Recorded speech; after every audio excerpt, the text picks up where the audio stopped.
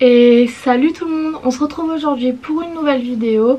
Et aujourd'hui on se retrouve pour parler du PSG comme vous l'avez vu dans le titre, pour évoquer un peu l'état du club, pour évoquer aussi le match d'hier soir. Donc voilà, on est parti sur ce sujet là pour cette vidéo. Comme d'habitude, si mon contenu vous plaît, si cette vidéo vous plaît, vous pouvez laisser un pouce bleu, vous abonner et quant à moi je vous retrouve juste après le générique.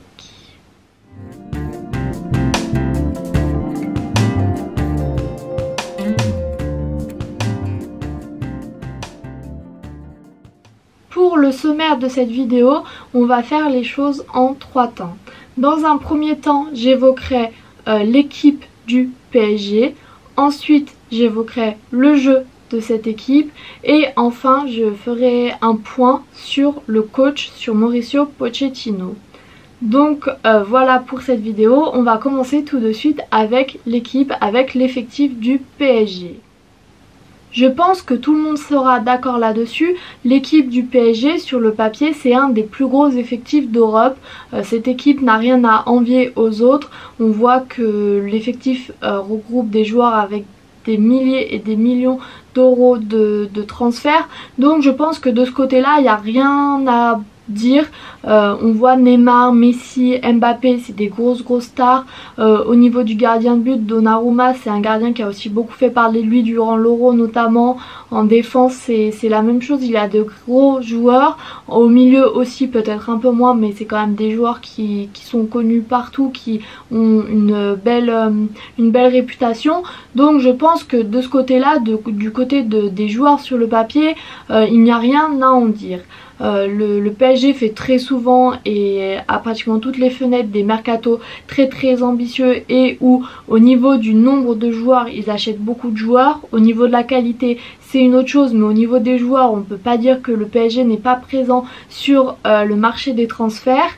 Mais moi de mon côté l'impression que j'en ai en ayant une vision un peu extérieure, c'est que justement le problème du PSG c'est qu'ils achètent beaucoup de stars.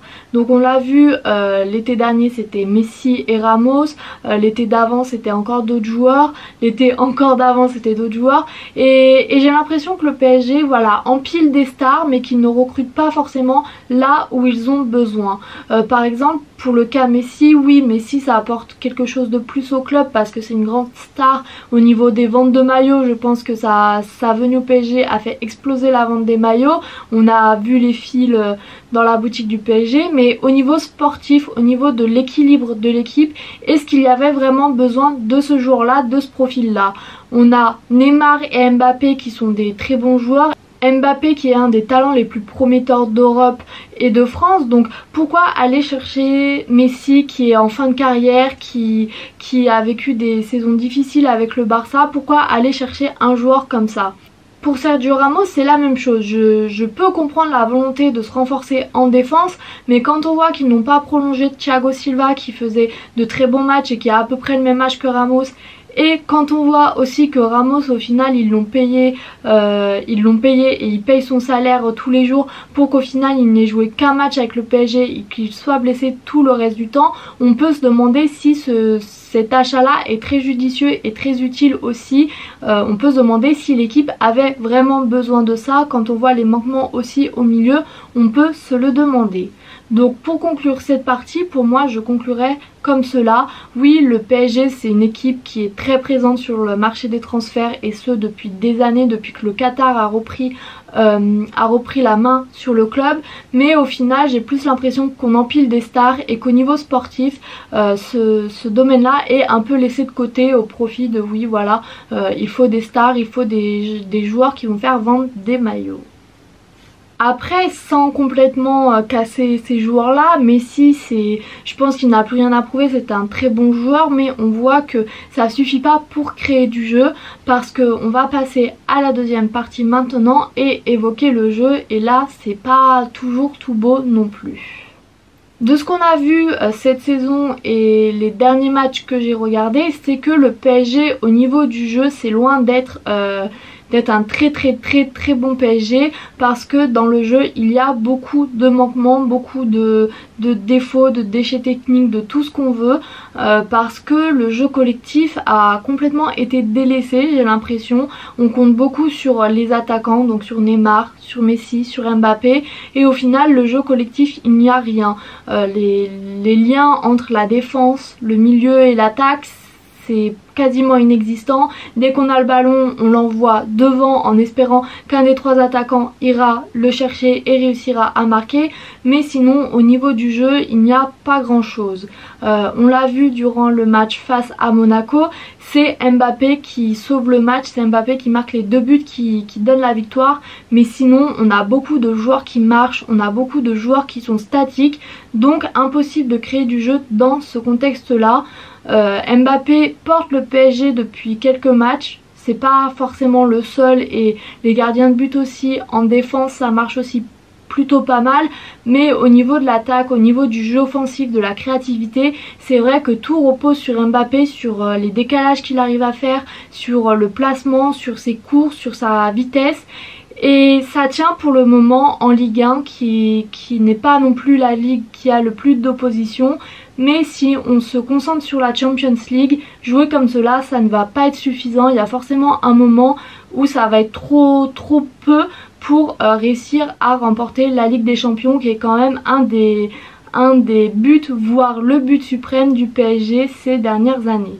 Si on continue avec le match face à Monaco, on a 10-15 bonnes minutes où les joueurs se bougent, où les joueurs vont de l'avant, où les joueurs essayent de créer des connexions, essayent de créer du jeu, essayent de créer tout ce qu'on veut. Mais sinon ça reste quand même pas mal en défense, on le voit d'ailleurs sur la heatmap, ça joue en reculant, les joueurs jouent en reculant, sont très présents devant leur but, et ça manque de mouvement tout simplement quand on voit que la position des joueurs c'est au milieu du terrain pour la plupart d'entre eux. C'est vraiment symptomatique de ce qui manque à cette équipe. On savait que Messi n'est pas un joueur qui court forcément beaucoup, mais on le voit de plus en plus au PSG parce qu'il n'y a pas de solution dans cette équipe, et on voit Neymar, on voit Messi qui marche, Mbappé aussi à certains moments, mais c'est vrai que Mbappé a des courses à haute intensité, donc forcément qu'il peut pas courir tout le temps comme ça tout le match. Mais pour moi c'est très flagrant. Pour le match face au PSG, à un moment on a tous les joueurs qui étaient dans le rond central ou autour, il n'y avait aucun mouvement, aucun des joueurs ne bougeait. Donc pour moi oui, c'est le gros problème du PSG, de savoir créer du jeu, de savoir créer ces décalages, de savoir voilà, faire ce jeu là qui manque cruellement au PSG. Et c'est pour cela que le PSG a beaucoup de mal, je pense, à marquer, à être incisif, parce que c'est simple de presser et de récupérer le ballon pour l'adversaire, parce que les joueurs ne bougent pas, ils attendent juste le ballon. On fait une défense sur un joueur et au bout d'un moment le ballon va forcément finir par arriver. Pour presser, pour récupérer, il n'y a rien de plus simple. Au final, on a une équipe statique qui n'arrive pas à créer de jeu à cause de ce manque de mouvement. Et en plus, on a un milieu qui a tendance à faire beaucoup d'erreurs, en tout cas face à Monaco. En général, cette saison, c'est aussi un peu ce qui arrive, mais c'est vrai que face au match de Monaco, j'ai trouvé qu'il y avait beaucoup d'erreurs, de perte de ballon du côté de Verratti, et ça aide pas à créer du jeu parce que ces pertes de balles mettent en danger l'équipe, parce que Monaco c'est une équipe qui a des qualités aussi, qui arrive à très vite aller de l'avant, et donc oui, ça n'aide pas l'équipe, et ensuite c'est très compliqué de récupérer le ballon, de remonter tout le terrain. Donc voilà, pour moi il y a plusieurs problèmes dans cette équipe, mais la plupart des problèmes viennent du fait que c'est trop statique tout simplement, et donc pour créer du jeu, même pour les milieux de terrain, pour faire du lien entre la défense et l'attaque, c'est assez compliqué. Et maintenant donc on va finir avec le coach, et là aussi il y a quand même pas mal de choses à dire, je vais essayer de pas faire trop long. Alors Mauricio Pochettino, c'est un peu une énigme pour moi, parce que c'est très difficile de l'analyser, d'analyser son travail à Paris, parce qu'on sait déjà que Paris, il y a des problèmes de structure, de hiérarchie dans le club, dans la base du club. Je pense que tout le monde est un peu au courant, ça fuite souvent dans la presse. Mais concernant Mauricio Pochettino, c'est assez compliqué.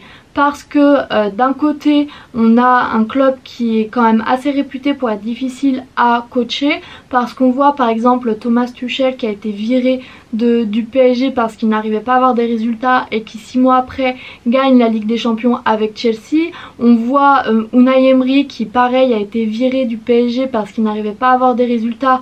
Au final il arrive à gagner la Ligue Europa avec Villarreal qui a un effectif moindre que Paris. Donc déjà de base le PSG c'est pas un club facile à entraîner. Ensuite pour parler de Pochettino, c'est vrai que c'est bizarre de le voir comme cela parce qu'il a une attitude très effacée, une attitude très dominée, c'est-à-dire qu'on a l'impression qu'il subit ce qu'il se passe. Il est loin de l'entraîneur que moi personnellement j'ai connu à Tottenham dans les premières années. Le Pochettino que je vois maintenant c'est plus le Pochettino qu'il y avait à la fin de Tottenham, de son ère Tottenham où l'équipe était complètement fatiguée et où on avait l'impression que Pochettino était un peu perdu. Et c'est vraiment bizarre de le voir comme ça parce qu'on a l'impression qu'il n'y a plus de passion en lui, qu'il n'y a plus rien tout simplement.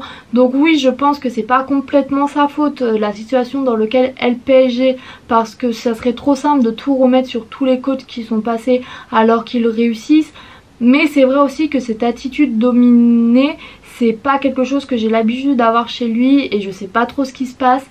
Mais j'espère pour lui qu'il arrivera à redresser la barre parce que oui, c'est à lui de coacher son équipe, c'est à lui d'essayer et d'arriver à sortir le mieux de ses joueurs. En plus il a un bel effectif.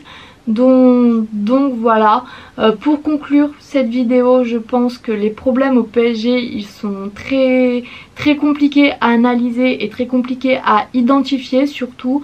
Il y a plusieurs problèmes au sein de la structure du club, au sein des joueurs, au sein du coach aussi. Donc voilà, c'est vraiment compliqué à analyser.